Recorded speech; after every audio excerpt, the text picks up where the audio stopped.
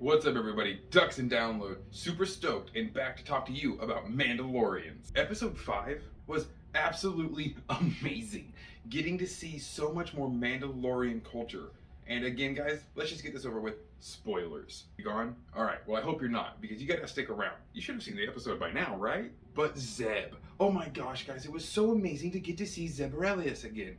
And not only that, to have him in this awesome, frontier squadron just doing his thing after Hera, Ahsoka, and Sabine are probably off saving the New Republic and trying to find Ezra. I honestly hope that we get to see a Rangers of the Frontier show still come out. Can Cara Dune. Bring in Zeb. Have Zeb and a bunch of these badass ladies, Fennec Shan, all that, whatever you want to do. Go across the galaxy and just solve crime and kick ass.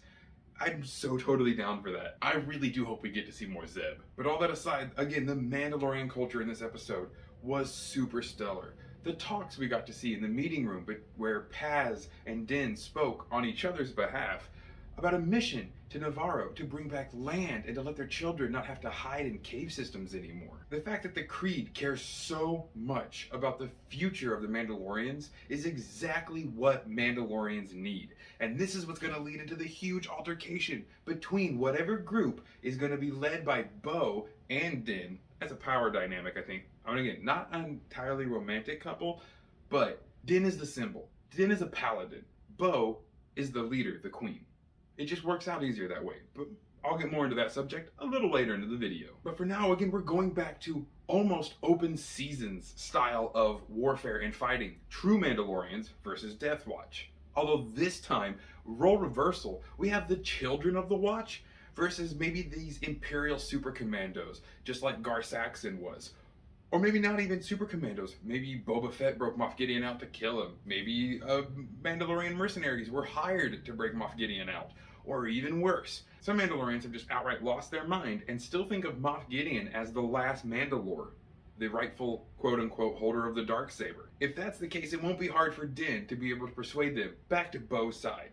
So kind of back to what I was talking about, though. It's really going to happen, I believe, in these next few seasons, especially with the Armorer talking about retaking Mandalore. Even though they just got a nice home on Navarro, but you know, Mandalorians have high aspirations. Bo is such a good leader and is almost always in the lead of these war parties now. Bo has way more experience than Din in leading, and Din doesn't want to lead. He just wanted to get back to the Watch and have Grogu, his adoptive son, be a foundling and learn the way. But he is the symbol. He is the perfect Mandalorian because he just follows orders totally acceptingly.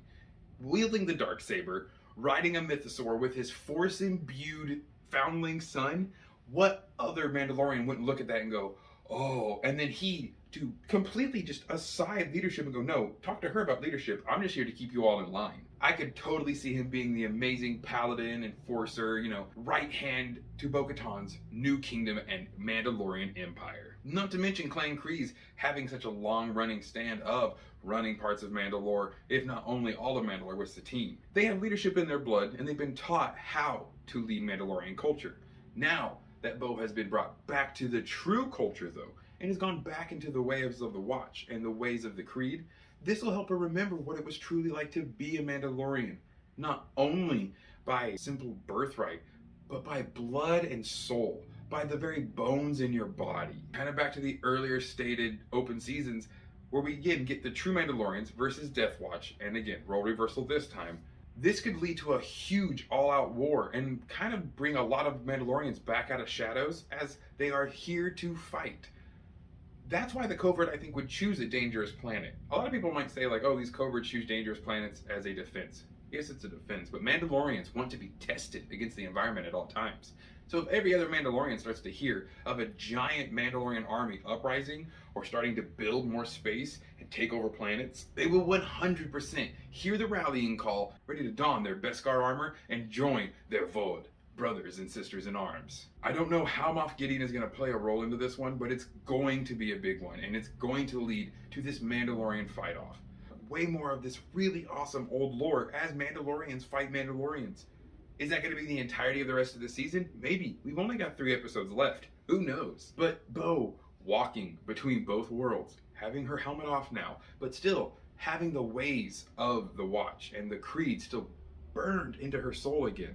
this is going to really re-inspire so many Mandalorians. Now, I'm not going to say it's going to be this exact season. I think it'll probably have to be next season that we're going to see a lot more Mandalorian build-up. But in this one, it's definitely going to come to a head with conflict.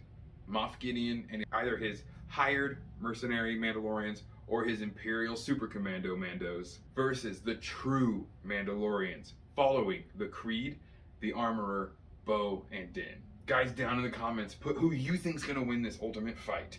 Is it going to come out with everyone on the right side, Din and Bo, are they just going to come out on top entirely? Or are a lot of people going to die? Who's going to kick the bucket? Is Paz going to get taken out? Now that we all kind of like him again, wouldn't that suck to lose him? But I am so stoked to see more Mando versus Mando and to really see who broke Moff Gideon out and why. Well, enough rambling out of me as I just get more and more excited for the next Wednesday. Have an amazing rest of your evening, everyone. And as always, may the Force serve you well.